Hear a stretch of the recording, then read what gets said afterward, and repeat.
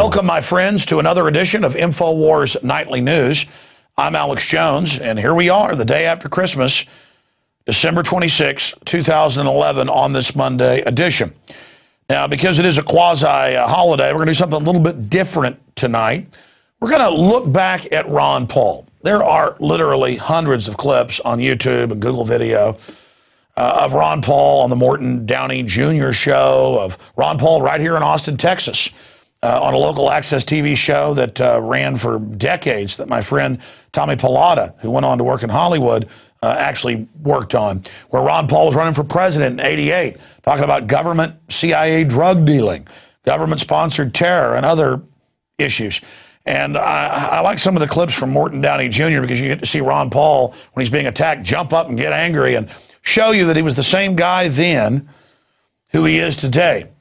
A veteran, a person who supports the Bill of Rights and Constitution, a medical doctor, somebody who was known as Dr. No in Congress, who never had co-sponsors, never had support, going back when he was first in Congress for one term in the 80s, called Dr. No, and then kicked out of Congress and came back in the mid-90s.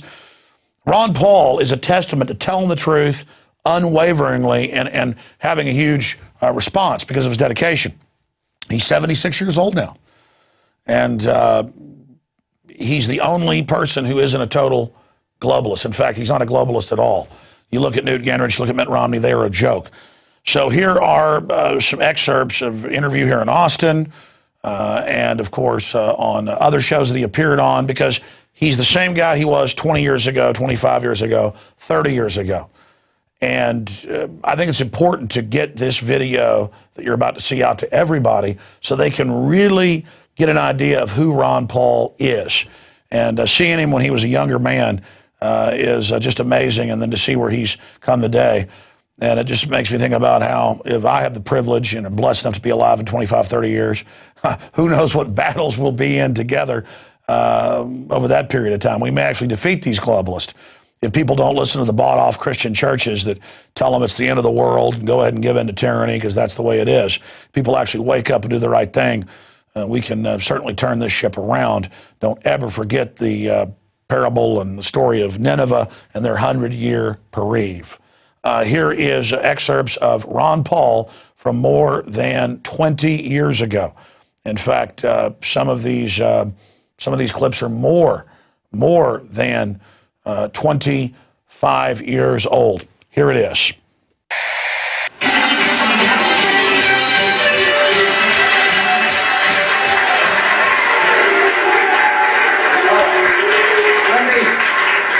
To the audience. Young man, go ahead, pal, you're up. Okay. Your solutions on stopping drug trade is give up. Give up the war on drugs. I say zero tolerance. We use the military for aid. We stop it from getting into the country. We cut it off at the source. Why give up another fight? What we give up on is a tyrannical approach to solving a social medical problem, and we endorse the idea of voluntarism and self-responsibility, family, friends, and churches to solve problems, rather than saying some monolithic government is going to make you take care of yourself and be a better person. It's a preposterous notion. It never worked. It never will. The government can't make you a better person. It can't make you follow good habits. Why don't they put you on a diet? You're a little overweight, and I think you need better health. I guess the most controversial stand which libertarians have now is on drugs. You probably get a lot of criticism because you want to legalize drugs, right? But I think the most controversial thing about the whole drug problem is zero tolerance. I think that's what's controversial, this idea that we have no privacy. There's no financial privacy or privacy in our home because the Drug Enforcement Agency can break our doors down looking for a cigarette butt. They confiscate cars and boats, and houses are bulldozed down, all in the name of teaching people not to have bad habits. They're spending $10 billion. I think it's an incredible program of failure. So the controversy is really in the hands of the government, Democrats and Republicans, who are saying the same thing, and each party tries to outdo the other, and they're actually absolutely obsessed with this. At the same time, they care not a lick about our civil liberties. But the drug laws have only been here since 1914. About that time we had the income tax, the Federal Reserve System, the FBI, licensing to protect certain industries and professions. Then we decided we're going to tell people how to live and what their habits ought to be. That's when they introduced the ideas of prohibition of alcohol. Didn't work very well, and so that was finally repealed. Libertarians detest drug dealers. And that's one reason why we want to get rid of the laws. We want to get the drug dealer out of business overnight because he can't exist unless the drug price is very high. So a lot of good people inadvertently are the allies of the drug dealers if they like the drug laws. The people who write those laws and like those laws inadvertently promote crime. Every drug addict, because he has to pay these exorbitant amounts for their drugs, commit on the average 260 felonies a year to raise the money. That would be totally unnecessary. Who raises that kind of money to go buy a six-pack at the drugstore? They don't have to do that because the alcohol is available. And alcohol kills more people than drugs. Cigarettes, they kill 325,000 people a year. And what are we required to do? Subsidize tobacco industry.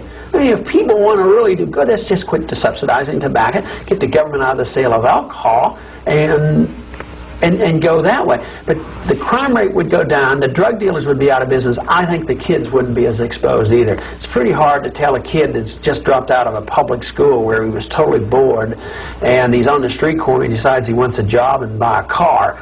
Talk him into working at McDonald's for $4 an hour when he can make $400 a day doing a little work for the local drug merchant. There's no way. He's tempted and he yields to the temptation, so we literally set the stage by these drug laws to get more kids involved, and I think that's horrible. I think the kids they certainly deserve some protection. We deserve at least to create an environment where they're not so likely to be forced into the drug trade. Now, you're a medical doctor, and you think that legalizing all these drugs would be good. Do your medical colleagues and the medical profession, they agree with this? No, to a minority. Matter of fact, I think that even drugs for treating oneself should be more readily available to people. Not that I think people should do it unwisely and use a lot of fancy medication without some advice, but if drugs were more available, if a nurse could prescribe penicillin, it certainly would be a lot cheaper. Nurses are capable of telling you whether you have a strep throat or not. It would drive the cost down.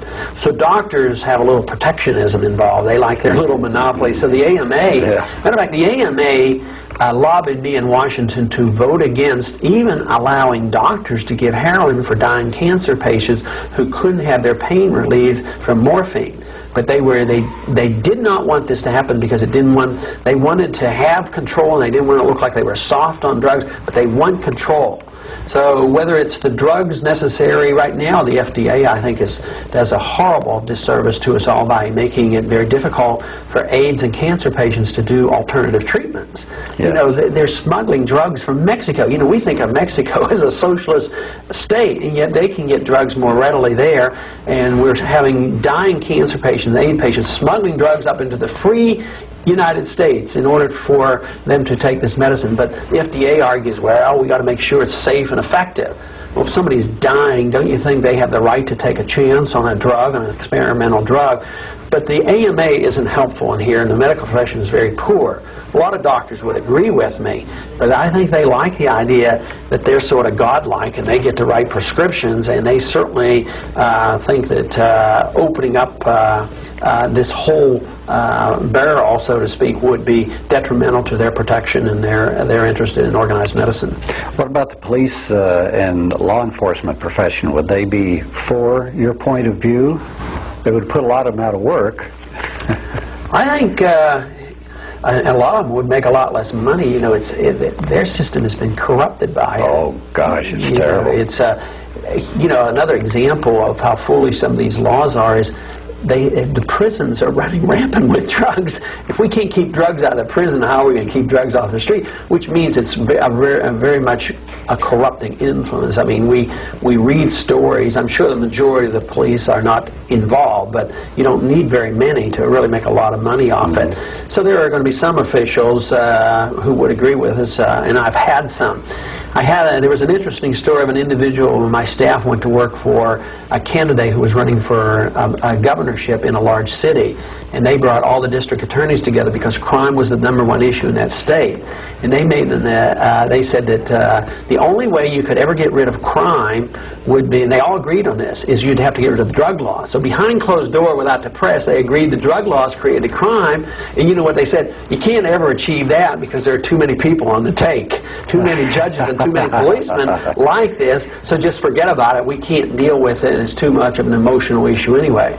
But it is an important issue. I think the discussion has progressed a whole lot in the last 6 months. I think we as libertarians have done a whole lot of good in getting this discussion out, and I am going to continue to debate this because as a parent of 5 children and as a physician and as a non-drug user, I think that I have some credibility in making this debate on the idea that drugs ought to be decriminalized.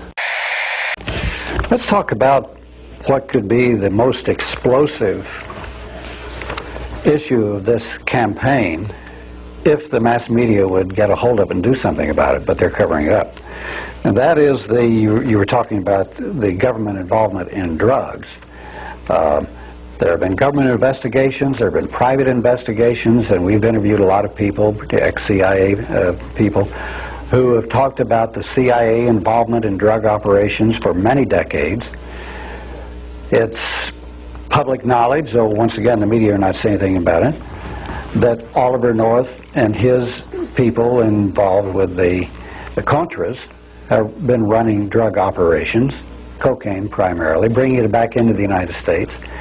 And there are other investigations which show that George Bush's office, Donald Gregg particularly, and the people he was working with, have been supervising an enormous drug operation, which once again was sending illegal arms down to the Contras and elsewhere, and bringing cocaine and other types of drugs back into the United States.